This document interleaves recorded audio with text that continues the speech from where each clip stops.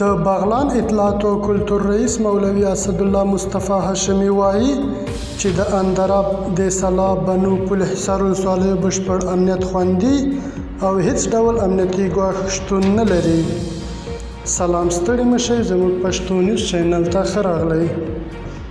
نوموړی زیاتوي چې یادو ولسوالیو ته یې سفر کړی او د امنیتي مسؤلینو سربیره یې له عامو خلکو سره هم خبرې کړي او په وینا یې ټول خلک د امنیت له تامین څخه خوښ او خپلې ورځنۍ چارې په عادي ډول ترسره کوي.